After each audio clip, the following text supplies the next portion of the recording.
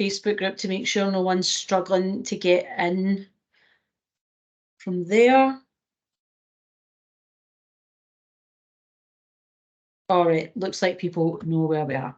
All right, feel free to use the chat as usual. I know there's quite a few people here who are new to being in the membership, but the training sessions essentially work the same as what you're used to with me. I'll deliver some training. We'll have time for some questions at the end, but you can feel free to use the chat to ask me questions, chat amongst yourself, share photos of your cute cats, whatever it is that you want to do, and go ahead with that. So especially this month, you might need cute cats or whatever you like to see photos of, because it's not the most exciting subject ever, doing paperwork, but oh, we've got a cute dog. Oh, is that a cute cat? I can't see. It's too, what have we got there? The image is too small for me. Oh, very cute. That's a cute little dog. Oh, he's famous. He's briefly famous.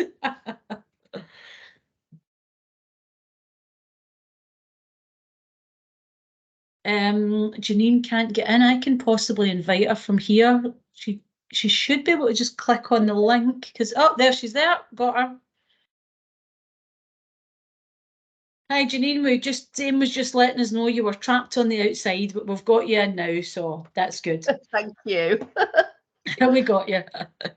We're on Carol, the crossover.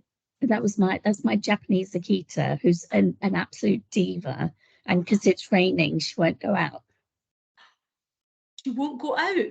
No, so she's a diva. Oh, I like the fact that she's a diva. Why the heck not be? We're all trained to be far too compliant. We should be more diva like your dog. All right, so I'll just let anyone else in as they arrive, and I'll keep the chat open. So we are going to do paperwork. Like I say, not the most exciting subject, but it's one of those like boring things you just have to learn. And then once you've got your head around it, it just makes your whole life easier. And for a couple of years, this was kind of my entire job, was assuring, governing and authorising paperwork inside a large corporate consultancy. I was talking to a friend at the weekend about the time I worked in that team, and he was saying, like, did it not make your brain hurt? I said, yeah, some days it really did, because it was a steep learning curve going into it, because we, as authorisers, we had quite a lot of personal level of authority. So we had something called delegated authority. We could authorise contracts up to quite a high value within a process, and even higher value if 3 of us were together. And so it felt like a huge accountability, even though I had come from building major projects. Very detailed work, very intense, but it was actually a great learning exercise. And the one thing I learned is that once I had learned it all, everything was just a variation on the same themes. And once I started to see that, it felt a little bit less daunting, felt quite daunting in the beginning. And then I started to see all of this is doing the same thing, really. It's just making sure the company contracts with people within the law, within a risk framework that works for them, and in a way that everyone knows what's expected of them, what they should do, and then what any of the remedies are when any of that goes wrong. And once I kind of got my head around that, I then could look at the paperwork and think, well, what is this thing trying to do? So that's my long-winded way of saying it does get easier. So welcome along. A couple of house rules as always. Training's recorded. If we can stay on mute unless we're asking questions or joining in, that's super helpful. We also don't repeat any other people's business ideas or any contract questions outside of the membership unless people give their permission. And all questions are relevant and welcome. Anything I ask that you think, don't know what that means, anything that pops in your head as a question, it's in your head as a question, therefore it is relevant and you can ask it. And there's always somebody else that's hoping that someone asks the question, remember. So I'm going to do some key principles, and then we're going to walk through a bit of what the paperwork structure is. And one of the key principles follows on exactly from what I was just saying about answering questions in this session and any of my sessions, that if you're confronted by anything in any of the paperwork from a corporate and you think, I just don't know what that means, I've read it, I've put it into Google, I still don't know, It's always acceptable to ask questions if you don't understand it. You'll never be penalised for that. And what I would say is, having been on the other side of procurement, sometimes people will send a question in, and it's only when they question it you realise, in the rush to get all this paperwork out, that makes sense to us internally, but we haven't written it in a way that it makes sense to people outside of our business. So sometimes you flagging the question will mean that they can reframe it. Sometimes it will be they've got some jargon in there that they've assumed the entire world knows, and they won't be bothered about that. What it does show is that you paid attention and you read the paperwork. So never worry about asking the questions. Another key principle is to allow time for any of the paperwork. If you're doing proposals or different types of tenders, if you've got a contract to sign, and sometimes the contracts are quite lengthy that they'll send you, always allow yourself time to do it. Like, never enter into these things or produce any of these things feeling that you're under pressure of time. I know we're all busy, but if you're in a bid situation or you're going through any kind of proposal, try and put some time into your diary that gives you the time for that reading and thinking, because whenever we feel rushed, we're either likely to delay doing it, or we might actually write things or sign up to things that we just haven't really had a chance to properly think through. So do allow time for this, and that time will get smaller over time. Because, as I said, it does get easier and you start to know, okay, I know how to do this. We've turned around quite big proposals for a client in less than 24 hours in a format that used to would have taken us at least a week, just because we've got used to doing it, we've got used to refining it, and as a team we're now able to pull them together quite quickly. When you're in any sort of procurement situation or in any paperwork situation, you can basically ask for feedback. And I've seen, you don't ask for feedback on the ones you win, by the way. If you win a bid or a customer accepts your proposal, it's not for them to say, can we sit down and have a feedback session? Because they're like, well, we're giving you the contract and all the money, so that's kind of our feedback. But if you don't win, I know it's really hard to ask for feedback. So here's how we frame it. If we don't win something, and it will quite often tell you whether you're allowed to ask for feedback or not. And if it doesn't, you can ask and they'll either tell you yes or no. It will be part of their process whether they give unsuccessful bids feedback or not. If they give it, that's free consultancy. So think of it in this way. If you put in 3 bids and none of them went through, and that can happen, and you thought, right, I'm going to go and work with somebody like me or someone else you see doing this work, and you say, I've got these 3 bids, none of them have got through, can you read them and tell me why it's failing? I'm going to do that piece of work, but I'm going to send you a bill for it. Like, we're going to agree it in advance, but I'm going to say, well, that's consultancy. You're looking for me to assess your bids. So if you can get that from them for free, I know it's hard to take negative feedback because it feels like they rejected your bid and now they're going to tell you why, and that feels personal. But it's much better to have that from them for free than pay me or someone else to do it. So that's the way I like to try and reframe the feedback, to be like, well, this is some free consultancy. And also they're more likely to have the specifics of it. I might read it and go, these are 3 brilliant bids. You've just been outperformed by somebody for whatever reason. So do ask for it. Go into it with the headspace of, great, they're giving me some free consultancy, and take on board all other points. Now, there can be lots of paperwork. Like I said here, it serves a particular purpose. Once you know what it's doing, it will start to look and feel familiar. So I'm going to start with the procurement stuff. That's what I'm going to talk mostly about today, because that's the biggest piece of paperwork that you're going to deal with. And I'll start from the beginning of a procurement process right through to the contract. So there are procurement rules. Every organisation that's a big business, so a corporate or a government entity, will have something called their procurement rules. I'm going to start with public money, and there's a really good reason that I'll tell you shortly on why. Now, public money procurement rules are enshrined in law.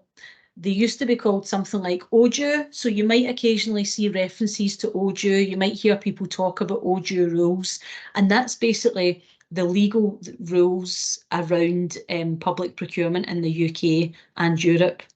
Now, the reason that it's no longer OJEU in the UK is because the UK left the European Union. So some people say they left Europe. I think we're still technically part of Europe, but they left the European Union. So the OJEU rules no longer apply in the UK. What the UK did was a very UK-like thing, which is to rewrite those rules in almost identical words and structure and call it the UK rules.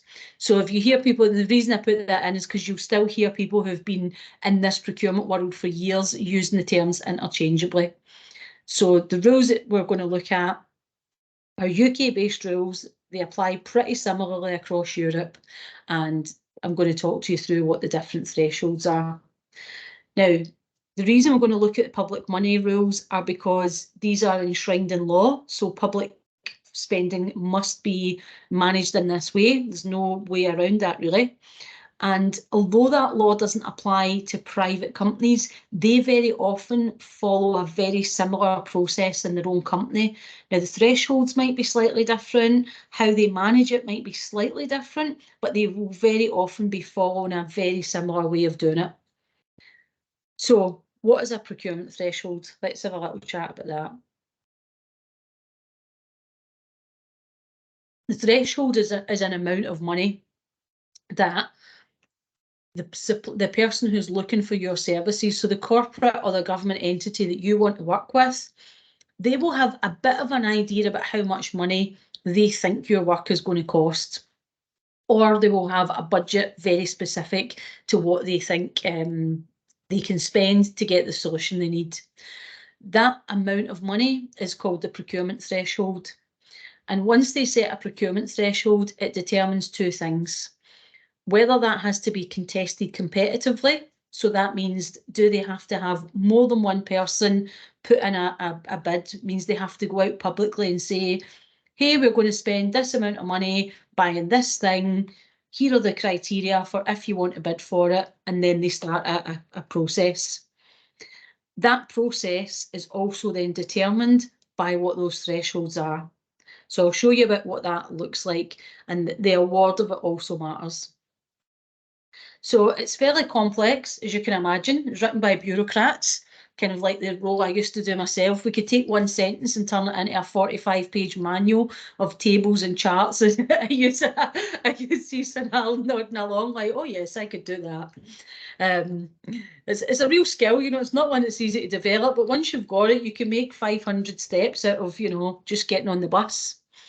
So a lot of these things have an upper limit on them that can be really quite high. And so I've only focused in on the stuff that we're likely to be doing. For example, if I brought up what you can do for defence, when you look at defence, I think like they have non-contested limits of things like 5 million in certain eventualities. None of us are really playing in that space, I don't think. You're saying that's why I have no clue what they mean to that. That's exactly why, because it's written by people who are so entrenched in it. Like, you know, you would look at something like this when you're in procurement and be like, oh, well, people would very immediately know where it falls, forgetting that people would go, well, is it goods or services or works? Am I a works contract? Am I a small? You know, they forget that when you're not in the detail that it's easy to lose track. But in reality, there are two main ones here that you're likely to want to know about. The first one is this: supplying service contracts by a central government body. And for a central government body, they can award 138,000 of work. That is basically any of the big ministries or one of the big government departments.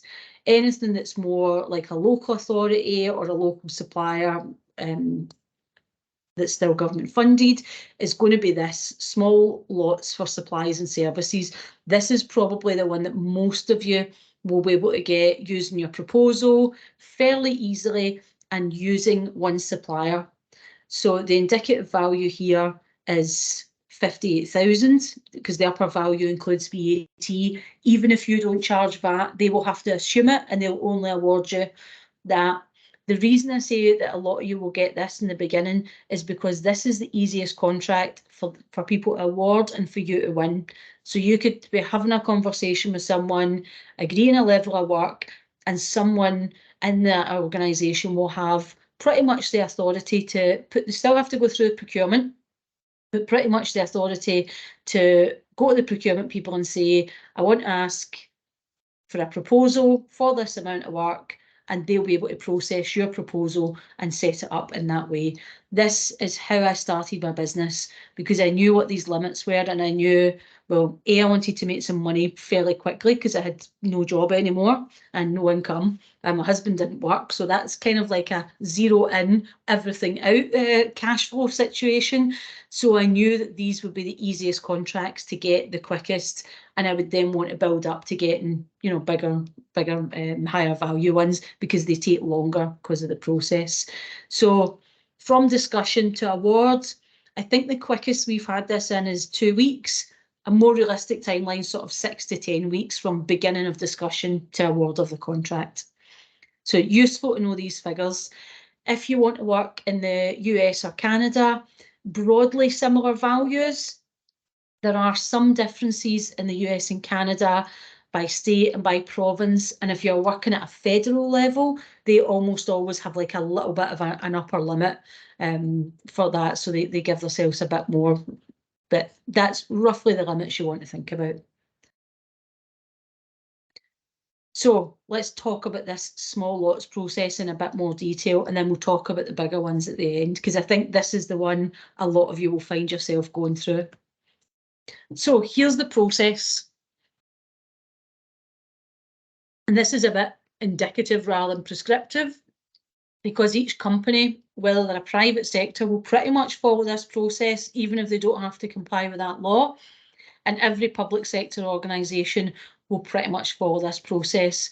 The exact steps in it, they might have a little bit of variation in, and some of that will depend on whether you've got in touch with them or they've got in touch with you. But broadly, this is what you can expect to happen with your paperwork. So either you contact a company and let them know, hey, I've got this great thing, it solves this business problem you have, I'd love to do it, here's my proposal. Or they get in touch with you, reverse conversation. Then you're going to have a discussion about the services or products, what they might want, when they might want it. You're either going to have already sent your proposal, or this is when you would draft your proposal and send it over to them. They will then put you in touch with their procurement people, who might just send you an email. And sometimes people can find this a bit odd when I work with them on a one-to-one basis. They'll say, it's a bit strange because the client has said that they want me to do this. They've read the proposal, they've agreed it. And I've now had an email from procurement people saying, we are interested in buying this service from you. Please send us in a proposal on this. And it's not strange if you've ever worked in corporate, because what you know is happening is the procurement people are just starting the process formally. It doesn't necessarily mean you're not getting the work or they want to change it. It's just that the person getting the service from you has handed it over into the process side of the business, and they're now going to start doing the procurement process with you. So once you send that back to them, they will normally write back to you with their contract. So they'll tell you that you're getting the work, and here is their contract for you to sign. They might take your proposal and put it into the legal schedules in the contract, or they might not. They might just give you a separate contract. Now, if you're getting a contract from the public sector, there's not very much chance they're going to change the contract. So if there's something in it you don't like, you might want to get legal advice on how uncomfortable you are with it, because they tend to use something called template agreements. This is a type of paperwork for contracts, which is, it's just like a template of anything. It's pretty much got some standard drafting, and what to them is a small amount of money. They don't have to write a whole contract beginning to end with their lawyers. So they will have these pre-approved template contracts, and they will just populate your information in it. They'll send you that out. Occasionally, what might happen is that they'll ask for your contract. In the public sector, that's much less common. In the private sector, they may do it, but again, they're likely to send you their contract. So you'll then sign your contract with much excitement. Although sometimes this, and I'm going to tell you because it will happen to someone who's on this course, sometimes people do all this work to get the contract. And because they almost convinced themselves they weren't going to win it, when the contract arrives, they don't sign the contract. And they procrastinate and they think about all the reasons they probably shouldn't have won it. Like all the mind gremlins come back into play, or maybe they made a mistake. Well, now you're not going to be able to deliver this work. So you start, and I'll tell you, when you take a big step up in a contract, the first time you win one that's of a new value or a new type, you think, oh, no, I've won it. I've actually got to do it. Am I able to? And you get a little bit of that imposter syndrome of, well, I'm sure there were better people than me on that contract bid. Why have they picked me that I've put all this effort into, and now I'm sabotaging it with my own brain and thoughts? You have to take all of those ideas and get them out of the way, because while you are sitting with a contract, they are sitting waiting at the other end to process it. And I have had some people who I've worked with when I've actually been talking to them about the contract side, they're like, oh yeah, I just let it sit there for 5 weeks. I'm like, what? Like, you could have lost the work for that because they think you don't want the work. So get the contract, read it, check that you understand what's in it, and sign it. Because once you sign it, they're going to give you something called a purchase order. And a lot of people think as soon as they receive the contract, oh, I'll just start doing the work. No, no, no, no, no. The purchase order is the gold in this chain of paperwork, because it doesn't matter that they've written you an email saying they accept your proposal. It doesn't matter you've signed a contract. If you're working with public procurement or you're working with a private company, you either want something from them expressly saying you do not require a purchase order, or you want a purchase order. A purchase order is what allows you to start work and to invoice them, because on the purchase order, and a lot of people will call it a PO. So procurement people will just say, oh, we'll send you a PO next week.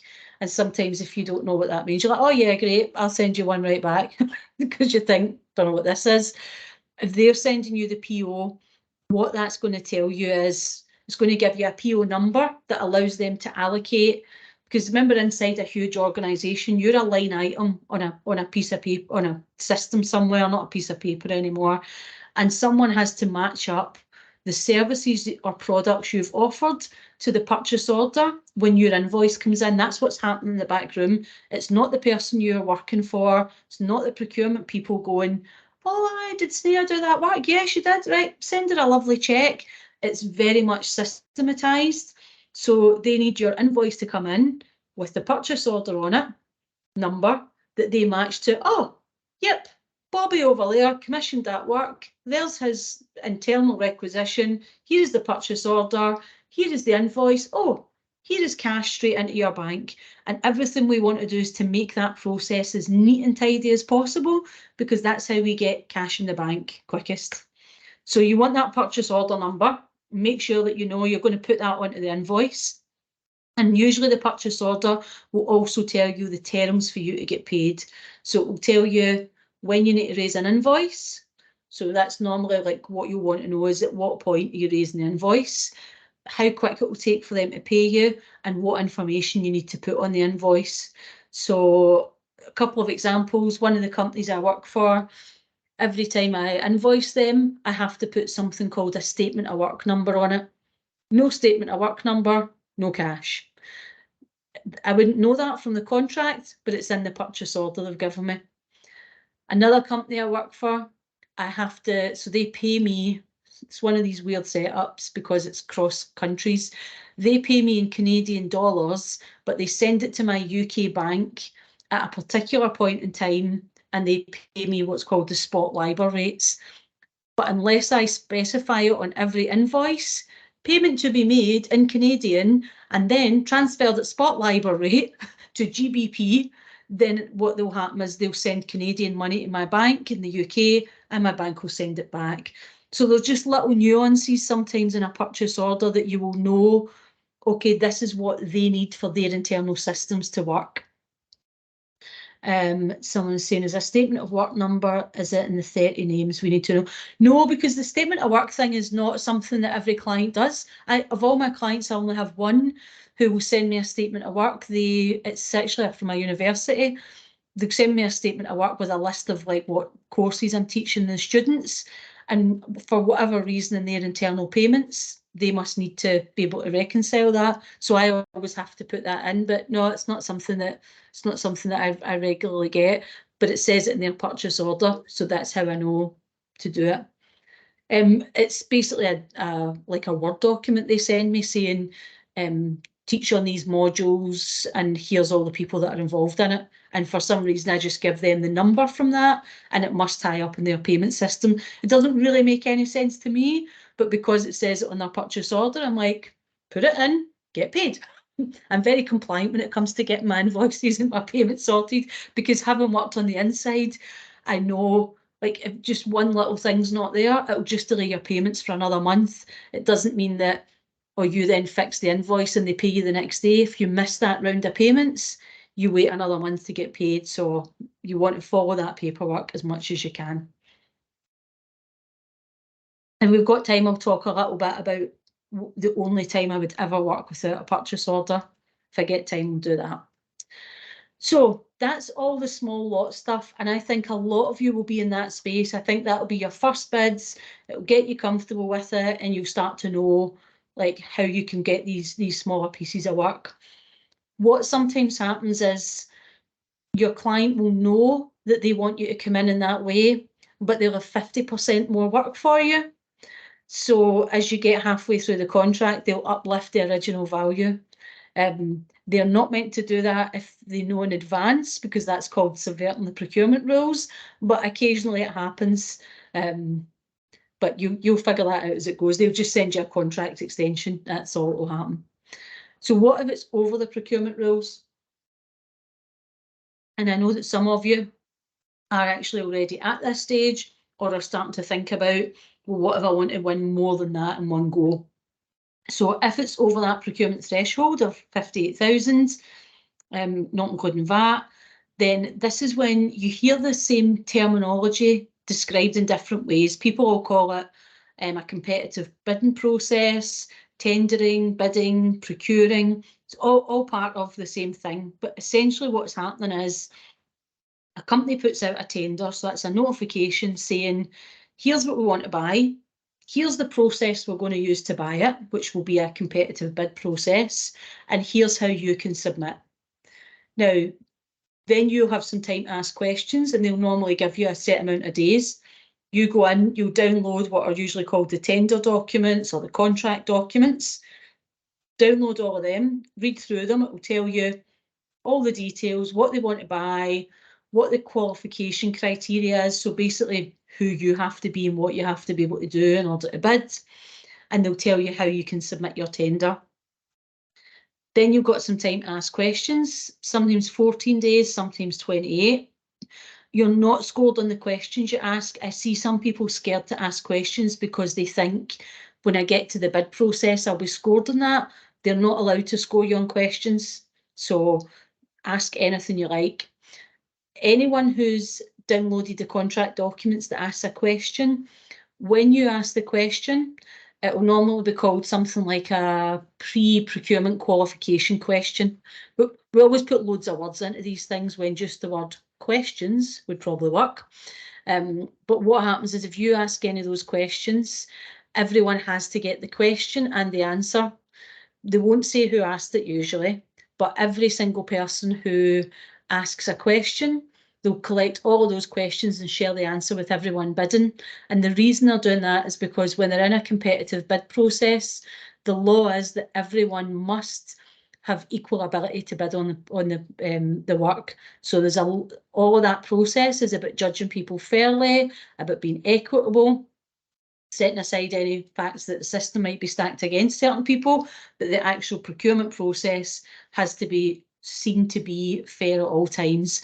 Now, what you'll find is that sometimes it's a little bit of a kind of procurement trick. If you're looking at something and you think, don't know whether we're going to bid on this, because it was a big piece of work, obviously you have to spend time and effort on it, so you're not going to bid on everything you see, and you might think, I wonder who else is bidding, I wonder how many other bidders there are. Sometimes you'll ask a question and everyone will ask a question, and the reason you're doing it is you want to be able to see the style of writing the question, from the style of writing the questions and the questions asked, how many people are bidding. So if you see like loads of a very similar question, you might be like, there's 50 people in for this, I'm not bothering.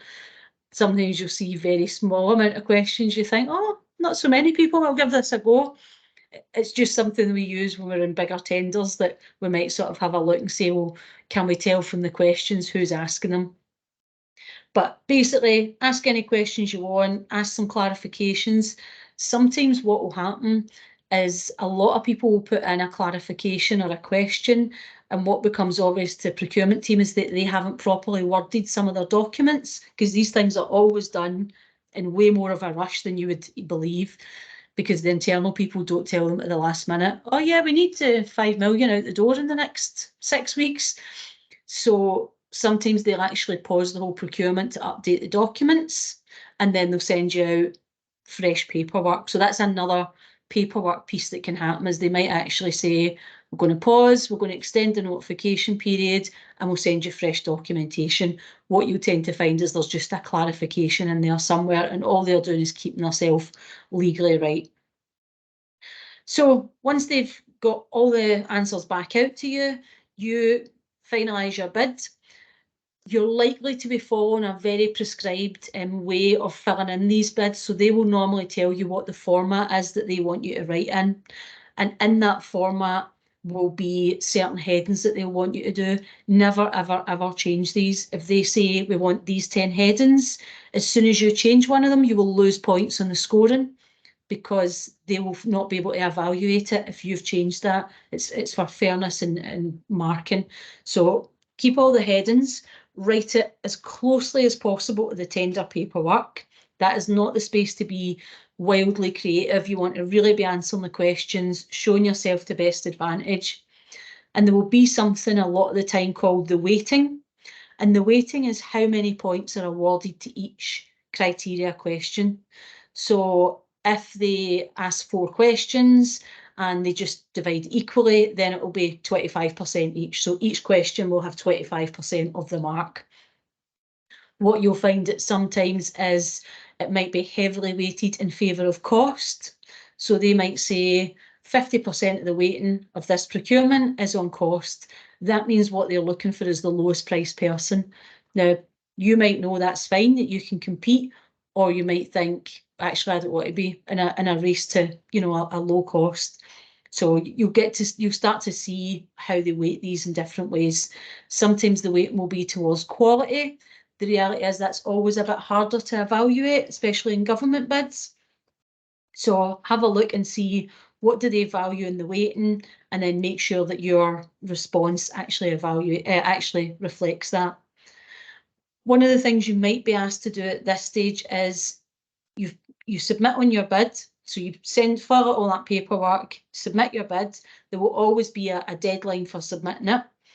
Submit that, and they might say all bidders being considered will be asked in for an interview, and it'll basically be a presentation.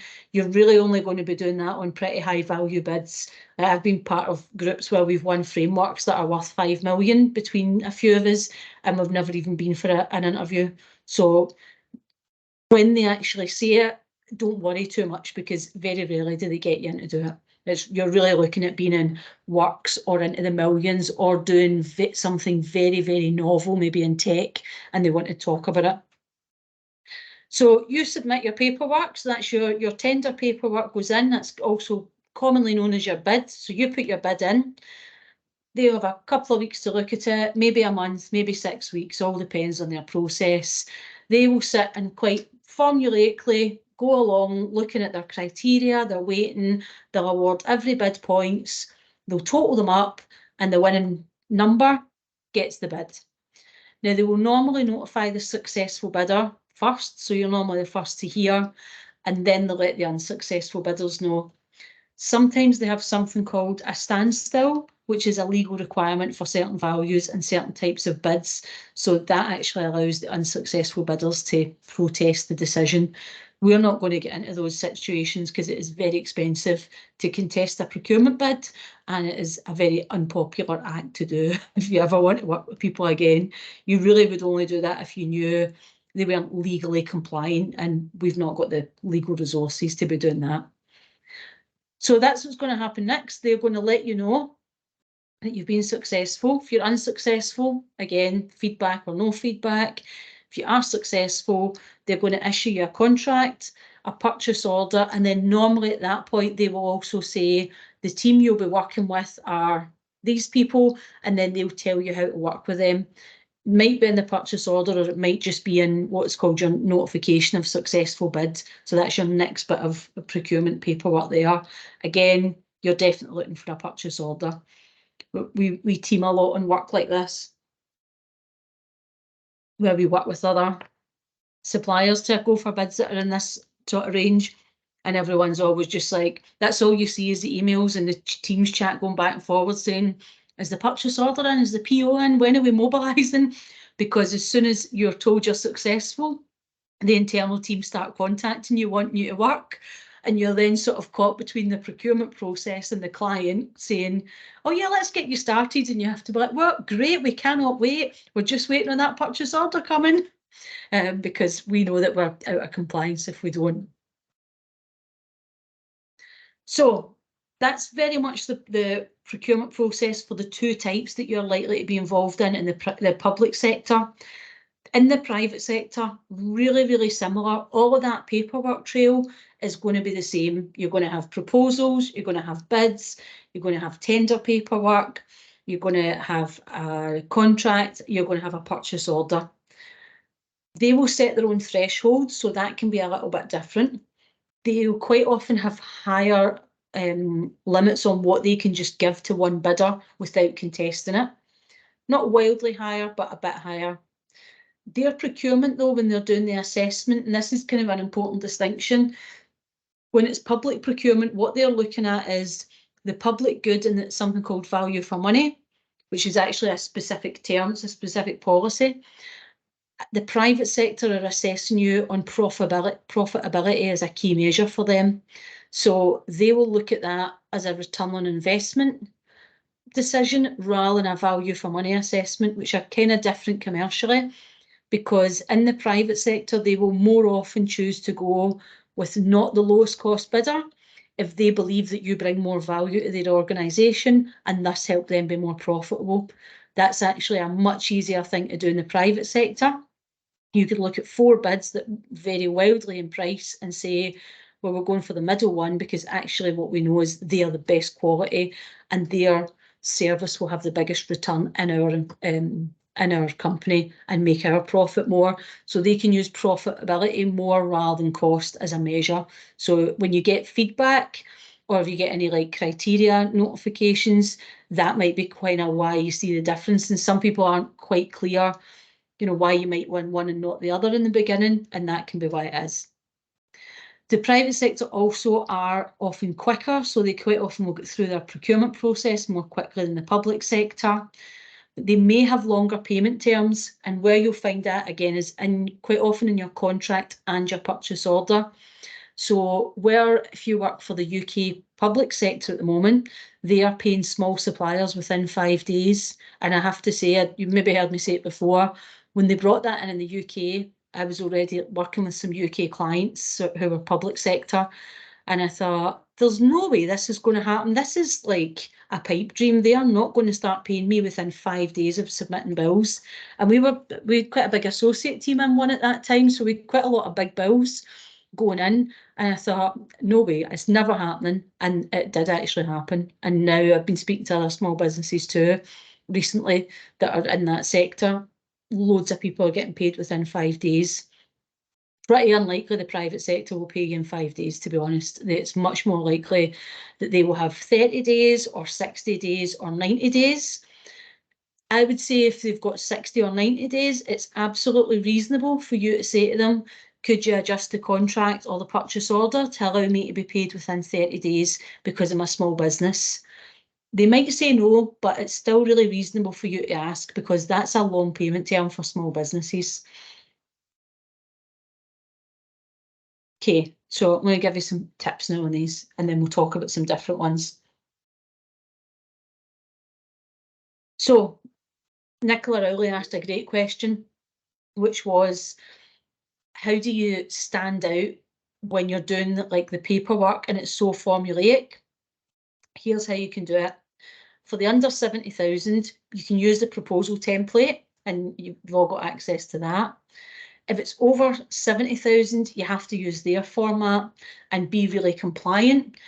But if you look at it and think, I've written all these great words, but it's just not showing like the awesomeness that my business will bring to them, my uniqueness or creativity as a small business, then what you use are appendices. Now you can use the ones if it's in the proposal template, we put in a case study appendix for you, your CV. You can use like an example page. If it's a product you've got, you can describe your product. If you're using the over 70k format, so you're using their bidding structure, you can still use appendices. And when we work with other companies, this is one of the things we've started to be approached more and more for, because we're known for winning a lot of bids that people didn't think we were going to win, because we've won out against some much bigger consultancies. And I have to be careful when I'll tell you guys this, but I better not be saying this on LinkedIn, I suppose. One of the reasons we do it is we use appendices really well, because appendices aren't always scored, but they're a chance for you to show why you're better than the rest. They're a chance for you to show your individual, unique characteristics as a business. So we will always look to create an appendix that will show a company what it will be like to have the experience of working for us. And that's how we will base our appendices. So we will basically look at what will it feel like and how would we describe that for them to work with us? What will be different for the team that they will not be used to experiencing with like one of the big four or a general management consultancy? Now, we're not going to write, here's what will be different, but we will write the story of either a case study or an example of something we've done or a proposal to do something differently. So we might actually write something sort of futuristic, that here's what your business will be like, or here's what your project will be like after we have done this work. And we will weave into that the whole story of what that difference is. And that is the way that you can actually bring in the things that the formulaic business approach of, I'll give you X many widgets for this much money. I can demonstrate quality because I've got the 15 policies that you require me to have. All that's very formulaic. So the appendices are your chance to actually create an influence that might not necessarily be scored, but actually just gives them a bit more insight. It's also really useful for you if you're not known in that environment and you're trying to get your first impression out there, because you're a new entrant to the market. So that is my top tip in how you can stand out, because we quite often you will be working as a team, and you tend to, when you work as a team, you take the procurement document and you all split it into sections, and you'll know who's all good at doing what section. But what we'll always look for is what's missing that we can then add in an appendix. So that's a really good way to do it. And quite often you'll have a few that you can use for different ones. So a little bit more complex, and these are kind of the only other bits of paperwork you particularly will hear and see when you're looking at procurement stuff. Frameworks I've mentioned before. Frameworks are when a company is buying lots and lots of things over the space of a long period of time, and they want some people qualified onto their framework, which means they can just award them work much quicker. If they're going to do a framework, they'll pretty much always do something called a request for qualification. A request for qualification is where they'll basically put out a document that they ask you to pre-qualify yourself. So they'll ask for your details, say what experience you have to have, who you have to have in your team, and you submit that. If your request for qualification is successful, you'll get a notification of qualification. And then when they're ready to start awarding work, they will quite often ask you for a request for proposal. And that's where you send your proposal in. At that point, you don't have to re-demonstrate that you're the right company or the right business. You're just answering the specific project or proposal that they're giving you. So you do all the sort of qualification work up front, and then you're just doing shorter proposals for sometimes quite large sums of work afterwards. The other document that you will get on that is an award. So when you get put on a framework, they'll normally tell you you've been awarded a place on the framework. You usually get a notification with that, and it will tell you whether there's any value attached.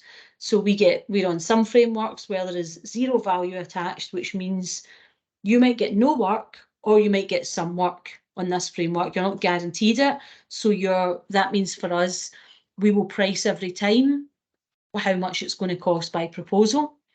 You might at other times get a notification that you're on the framework, and over the next 5 years, they're going to spend 2 million with you as a bidder. That means that they are guaranteed to spend that 2 million with you. And it means that you've probably got an agreed price for dates or rates or whatever you're going to do. So two different types of framework, nil value and value. Those are the two that you want to have that. They are much bigger. I would not recommend any really small business goes into a framework on their own, because it's a lot of work to get on the framework. And if someone comes to you, you can win be on a huge framework, and if they come to you and say, can you do $1 million of work in the next 6 months, you're probably going to end up turning it down, because that's a huge amount of work to mobilise and manage. So if you want to be on frameworks, look around for people that you can team with and you can bid with, especially people that have got a history of winning frameworks. That's how we've chosen some people to work with, because I know they employ a bid writer who does a lot of the what we call boilerplate contract work. It's definitely a good thing to do when you grow. We're doing loads of work through frameworks now, one of which we've got the first piece of work coming up, and we've been on the framework 2 years. Another one we're doing pretty regular work, but they're not things I would even have looked at in the first sort of 2 years of this work, because they were just a bit too much for me to take on. But it's a nice thing to think about, where in the future might you want to be on those. Producing a bid for a framework is quite expensive, because you have to do quite a lot of work to demonstrate up front what your ability is, the strength of your company, all of these things. So there's a lot of writing. I'm going to mention something called Crown Commercial Services as well, because some of you, it might be worth having a look at who is on Crown Commercial Services. It's basically the way UK government can award work very quickly to bidders, because Crown Commercial Services is a UK government framework. All the people who are on it can pretty much get you into work very quickly. They can do all these single tender actions. They can do all the small lots work.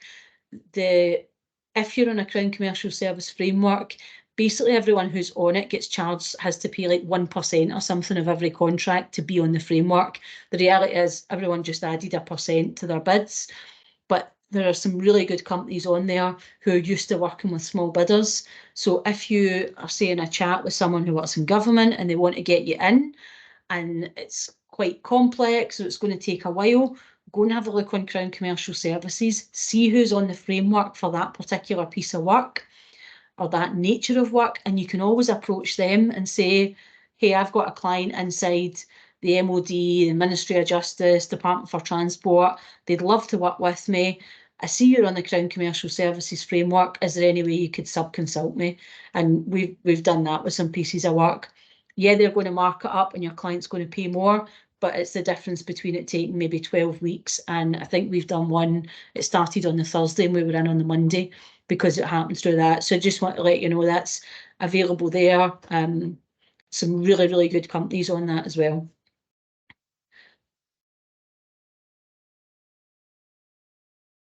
So Janina's saying that the local housing association, actually for her, paid her within 30 days rather than the 60 or the 90. That's really good. I mean, most of these contracts are written assuming that there will be big companies in them. So quite often that's generally, I would say, no one's changing it in a contract for you except the payment terms. They will change that for you at times when you're a small business. Sneha's asking, how do you go on that? Is there a website for Crown Commercial Services? Yeah, just Google Crown Commercial Services and it will come up, and then just look through like for the right providers. It was funny because when I was looking on it, one of the companies came up that I knew 2 of the people really well who worked there. I didn't even know they were on it. So it was easy to phone them and be like, hey, I've got some work that someone's desperate for me to do and it's going to take me weeks, but yeah, have a look. And you can always then, if you see companies on it that you think that might be appropriate, go and find those people on LinkedIn and connect with them, start to see what sort of work they're winning and bidding for. So that is pretty much all the important paperwork that will happen between you and a bidder. I know it's a lot. You can look through the slides, you can look through the details, but pretty much that's the kind of end-to-end process, other than the final bit. One of my favourite jobs in the business, like, I know I have to hand this job over at some point, and it's the one I am clinging on to because I love it, right? I'm just like, but why? Why do I have to let it go? And that is sending the invoices. I love at the end of the month to sit down, create all my invoices. I don't do it for the small businesses, that's all automated. But for my corporate clients, I generally have to specify like what work we did, how many hours. It's fairly easy to do because my diary's set up to calculate it all, but there is something nice about just going send on those high value contracts, because I feel like I put a lot of work into getting them, so I like to send the bills. But it does not always make sense that I'm the person doing it. There are 2 other people in my business who could do it, but that's the bit that you want to finish with. So send the invoices. I use QuickBooks. If you're not ready to pay for accounting software, that my accountant provides that to me. But if you're not ready to either pay for an accountant or pay for that, just make sure you set up a decent looking invoice. Like, have a look at, you know, what you know needs to be on it, your details, how they pay you, and just send out the invoice. Like, before I had accounting software, I'm sure I could share a template of it if anyone wanted. Not insult people's intelligence, but I would just lay out on a Word document, set up an invoice, and I would just email that over to their buyers with all the details for the purchase order on it. It is easier once you get the accounting software, but you kind of need to be generating income to make it worthwhile. Once you've sent the invoice, you will generally not always get like notification that they've received it. Some companies will, some won't. Some companies will then send you like a or what do you call it, a remittance advice, which is saying we've sent the money to your bank. Others won't. The money just appears in your bank. So sometimes you're playing the open my banking app every day, thinking, are they paying it today? Are they paying it today? You then start to see for certain clients when they pay. But the invoice is really your last formal piece of paper that you need to send to them. You might want to set up a system of evaluation where you ask them for feedback, but that's not formal paperwork. That's optional for you. The formal is all the stuff we've talked about here, and then your invoice to get it done. And that's it. I know it's a lot, but it does become easier over time. And really, if you focus on the small lots first, then maybe think about bigger bids and think about frameworks. That's kind of the sequence I would say that you grow that in. So we've got time for questions if anyone wants to ask any questions. Hi, yeah, I've got a quick question, Cara, if that's okay. Mhm. Going back to what you were saying in the beginning, because there was an opportunity that I was looking at that was defence, and I think I'd mentioned to you before that I'd got onto the government website, and there was a couple of things on there, and then you have to register with their own website to have a look at the tender, what's needed, etc. And those are a little bit of a minefield. Actually, I had to contact one because I couldn't even see the opportunity come up. But she got back to me quite quickly, and I had a look at it. And I think when I looked at it, I was like, I have no clue what they're talking about. So like feeling overwhelmed and like not having done this before, it just literally threw me. So I was just wondering, if we get into that situation, is it possible to email you, or to get some sort of support into how to understand this process? I think once I've done it once or twice, I'll know, but literally when I looked at it, I was like, I have no clue what you're asking me. I would say I wouldn't email it to you because it'll just get filtered out. I would say take a photo of the screenshot and post it in this membership, and then I'll have a look at it and I'll be able to give you some feedback. Okay. What I would say is, like, you could be doing this for years. I've been doing this for years now, and I look at some tender paperwork and I think, I do not have a clue what that is about, and I tend to just leave it and think, well, I obviously don't do that thing because I don't know what they're doing. So it might be that the scope is like really complex, but if it's just that the process and the description is like a bit overwhelming, then that I can definitely help with and say, like, here's what they're asking for. here's what you would have to do it. Defence is very rigorous for obvious reasons. So they're probably, defence and finance are probably two of the most rigorous procurement types that you'll find. They're probably the two most stringent. But yeah, just take a screenshot and post it and I'll have a look at it. Okay, perfect. Thank you very much. You might see a few of those going up. That's fine. It's all right. Thank you. That's all right. Who is next? Sanal. Hi, Carol. I wanted to ask about insurance because I have insurance already set up for the event side, so the Toastmaster, that's public liability insurance. And I've also got product insurance, although it's probably not called that. And that's for my courses, my journals, and me teaching online. Is there anything else that we should be thinking about? What else would you need insurance for? I'm just trying to think like what, because you don't have anyone come to your premises, because if you've got people in your premises, you need public liability. If you've got employees, you need employee liability. So you probably just want to make sure that your professional indemnity covers any of the categories that you've got. Yes, that was the other one that's called professional indemnity. Couldn't remember. Yeah, you've got to have professional indemnity, and you'll sometimes find, it's a good question, because sometimes what you'll find is professional indemnity cover that's asked for by corporates will be a lot higher than you might have. Now, sometimes you can get the cover for very little extra money, but it is one thing you can sometimes go back and say, do I need this level of cover for this work? So if I think of an example, because I work in safety critical industries a lot, we have to have professional indemnity that covers rail. So that's got a very high premium on it, and quite often I have to have 5 or 10 million of cover. Sometimes more when we're on like team and stuff. But there's a particular service we offer that has no impact on safety criticality whatsoever.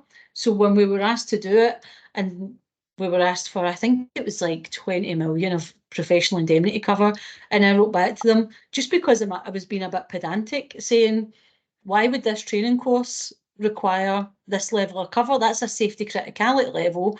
Except when we work with people who make like design choices and construction stuff, absolutely that's needed. But it just seems such nonsense, because I also thought, how many other small businesses cannot apply for this because they, I have it on the side of my business that's doing the safety critical stuff. If you don't, why would you pay it? And they actually came back and said, oh no, that's just our standard terms. We can reduce it if you like. At which point I had to admit to being a pedant and say, well, actually, I've already got that level of cover. They know me at that company, so I think they're like, right, okay, fair enough. But yeah, you need professional indemnity. Okay. I couldn't recommend any companies there. The reason being, the companies I work with cover rail, so they're all expensive. So that they wouldn't be good value for you. So say Policy Beast, have a look at those. So they actually, you contact them, they sent a questionnaire, and then I filled in what I was looking for and what I wanted and what cover, and then they came back to me with prices. Okay, perfect. Thank you. Welcome. Cool. Zane, you're next. Yes, I mean, Sonal's question actually triggered question about the same topic about the insurance when working with a corporate. So I probably, this is not relevant to the bids and frameworks, but if I make a large order for the corporates, do you think I should contact my insurance? I mean the products. Should I contact my insurance to ask if I need additional cover, do you think?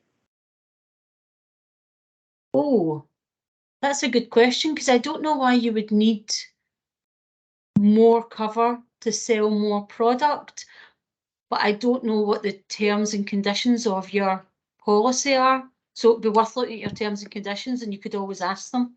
Yeah, I'm just renewing it actually. No, I would ask them something like, is there an upper limit on the quantity I can supply to any one organisation? Upper limit, yeah, okay, that's a good way to put it. Yeah, I think it is based on turnover, so perhaps right, okay. I think that perhaps will cover it. Yeah. mean, the But good thing that's- is if somebody gives you a massive order for 1,000 and it's an extra £10 in your insurance, you're not going to mind. Yeah, that's a good thing too. Yeah, I might need to check that. Thanks so much. That's all right. Harpreet, I think, is typing a question, so we will wait with bated breath.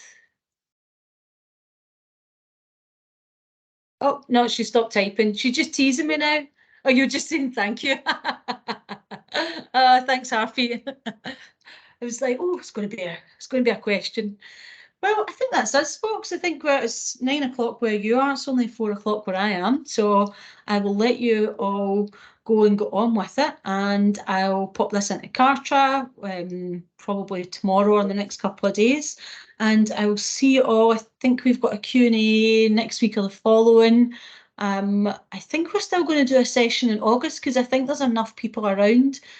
I'll check that there are, but even if there's only a few of us, it's always a good time for those who are around to get some extra questions about anything. I should say that for those of you that are new to being in the membership, when you come to the Q&A, you can ask anything. There's not really any rules around. If you've come from the programme, obviously we try and keep the questions specific to that week's training. When you come to the Q&A in the membership, ask whatever's going to work for you that month. It doesn't have to relate to that month's training. So people turn up, they ask whatever's going on with them. So if you've got questions that you think, oh, I just want to ask her, write it down, make sure you come to the Q&A and do it. And you can always post them in the group and tag me, and I'll cover them at the Q&A as well. So that's it for today. I will see you all soon, and take care.